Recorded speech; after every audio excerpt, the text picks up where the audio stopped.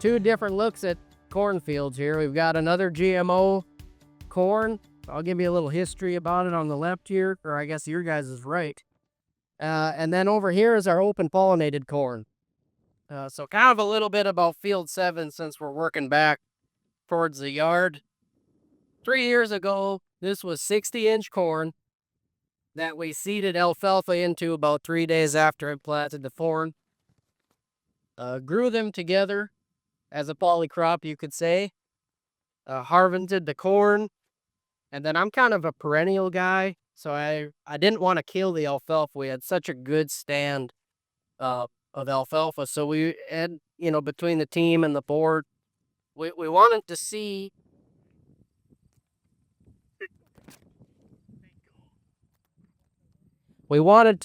if we could get a cash crop to grow in a perennial system. There's some people in Australia doing it. Colin Seiss, we had him here last year. But we wanted to see if we could make it happen in North Dakota. It's been a great learning experience, right? No failures. We've tried a few different things. Last year, it was spring wheat and buckwheat. Spring wheat stood no chance, couldn't do it. We ended up cutting it off. It just never couldn't do it. The buckwheat did okay. Wasn't really enough to harvest, and if we were going to harvest it, we didn't really know where we were going to go with the buckwheat.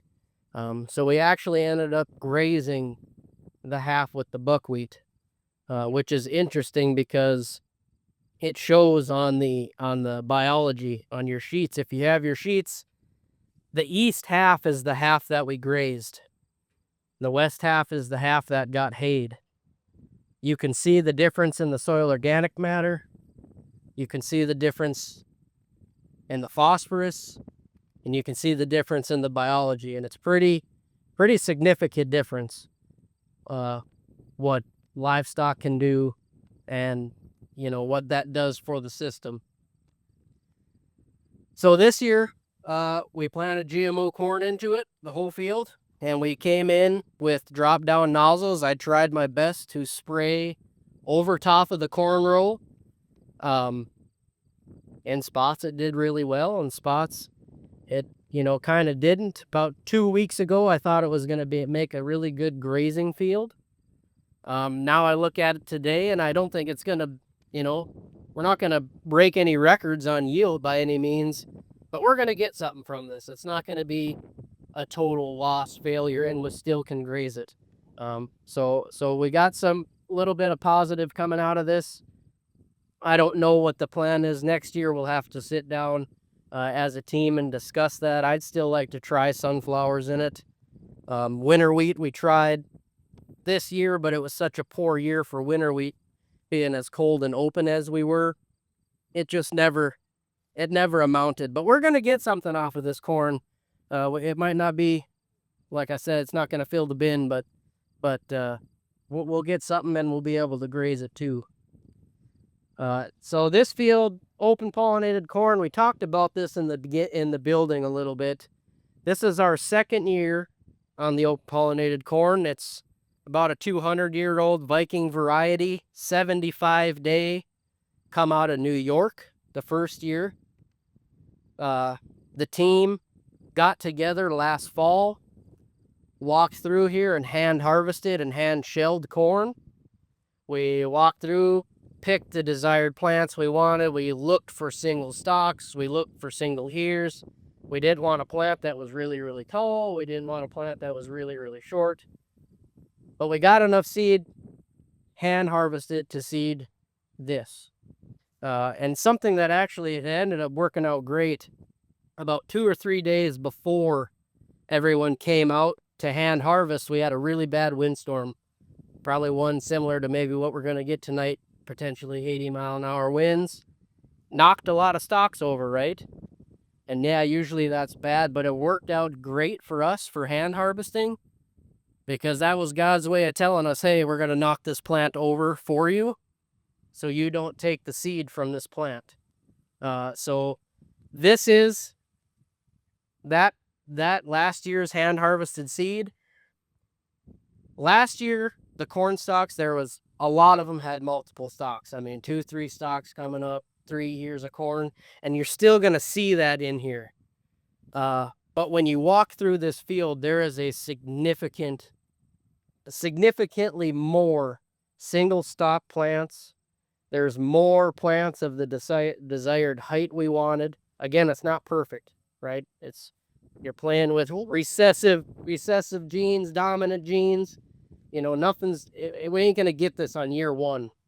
But we took it, I think, personally walking through it, looking at it, I think we took a huge step from this year to last year in terms of what we want. And not only that, this seed had our biology in it, right? It had a year of growing here in our system. It came out of New York the first year, but now this corn has our biology, our system, and the more we do this, the more we select every year, the more that this corn crop is gonna evolve into our system to grow here, to be the plant we want. So Jay likes to call that farming, not bioengineering. We call that farming around here. But yeah, I think we're taking some really nice steps in the right direction. Both of these fields had the 4 gallons an acre worm juice in furrow, 5 gallons fish emulsion on the whole field. Had some extracts on it. This field did not receive a foliar. This field did receive a foliar. I would say the only reason this field didn't receive a foliar is because I'm not in you 2 weeks ago. I didn't think, I figured for sure we were going to be grazing this. I didn't think it's not that it looks great. I'm not out here saying, oh, look at how amazing it looks, but we're gonna be able to take a combine in there. It's not a total fail graze field, so but this field did get a foliar. I feel like I've been rambling now. Does anyone want to ask any questions or interject, please? What's that? Oh, man. Okay, so I don't have the exact number, but it was a little bit more expensive than the GMO field, and we had to ship it here from New York. So it was more expensive that first year, and I don't know, we like to put it all on the first year. It wasn't double the price. I want to maybe say it was a third more expensive, you know. But now, if we keep passing our mistakes, and the more we evolve this, the more we hand harvest and replant, the cheaper that seed becomes. But it was, the first year, it wasn't like great bank expensive, but it was probably a third more expensive than, you know, standard DMO, what we get from wherever.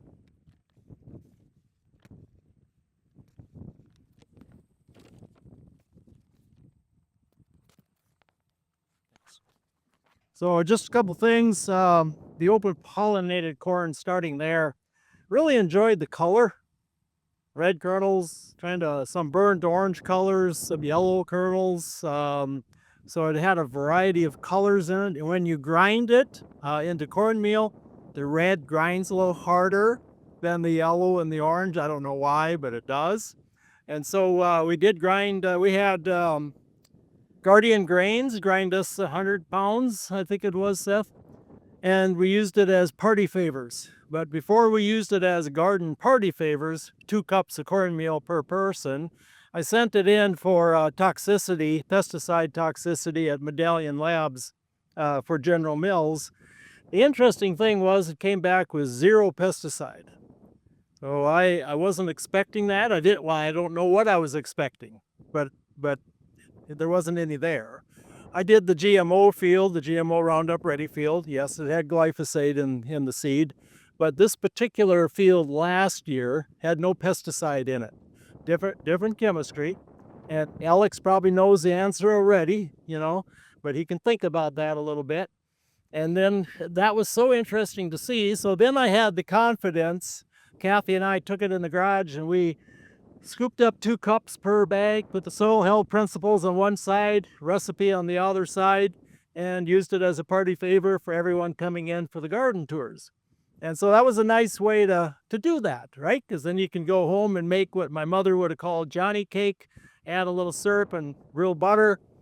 That's real nutrition, that's real food, and no pesticide. So it's kind of an interesting thing, and I think Seth's right. We're probably never going to win a yield championship, and but it is maybe an alternative, and we know which one the livestock prefer. I don't want as much less Lakeman. So your typical hybrid is bred to stand up in our winds and snow loads and those type things. This is going to have much less lignin in it, and so you kind of find your way. And this one is probably going to have some grain in it as well, especially on the east side. And the open pollinated corn, we're at 43 parts per million Mehlich 3. So that's a fairly high Mehlich 3. So again, we don't add phosphorus, but last year was the sunflower with the cover crops.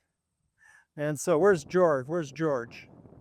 So last year, George, we were standing in this field and it was cover crop, okay, with the cover crop, with the sunflower. And so it really made a difference again on the phosphorus release because we got a strong phosphorus release. So these are things that you can observe because we're not masking it with fertilizer application. So you can see dynamic soil properties and see some of these things a little easier. Okay. George. I know it's pollinated first, GMO, but what if we just took GMO, bin run corn, treated as a conventional? Where would you be? It's just, yeah, Jail. But as far as the plant physiology of that, it wouldn't make much of a stalk. Okay. You tell me if I'm wrong, anyone else, but it wouldn't make much of a stalk, right? Because you did this cross and you did that breeding. Well, it's not made for that. Whereas this one is made for this, and this one I don't have to go to jail. I wouldn't look good in there. Did you do any DNA testing, find out for benchmark as to everybody does this goes along with So we just did the leaf analysis, and this fall I'll do the soils. Haven't done anything beyond those two, but open to ideas. You give it some thought. Don't rule it out. Most everything you ever told us we did. Okay, Seth. There's one more thing I want to add Before we move on, you know, as Jay mentioned, we're not going to breathe the yield talk at the coffee shop, right? We're not going to be able to brag about how much we yielded. But when we get down the road with this, and I virtually have no seed cost, and I have no fertility cost, all of a sudden that profit per acre on something like this, after year 4 or even year 3, it starts to become pretty significant. And yeah, we're not going to have 150 bushel corn. It's not going to happen. But if I'm profiting off every single bushel of corn I have, then I don't really know what to complain about. You know, we want to farm forever and we want to farm for next year too. But if I have to put a lot of input costs into my fields, that's going to be difficult to do. When I can plant something where my only input going into it is the fuel and the little bit of tractor and planter maintenance to seed it, and maybe one herbicide application, stuff starts looking a little bit better. But again, that's not something you're going to see on year 1, right? We talked about that in the building too. This isn't something that's year 1 benefit. But as you create this and build your resiliency and do this, stuff starts to look pretty good. So I think with that, if there's no more questions or no more comments, we'll move to our next stop.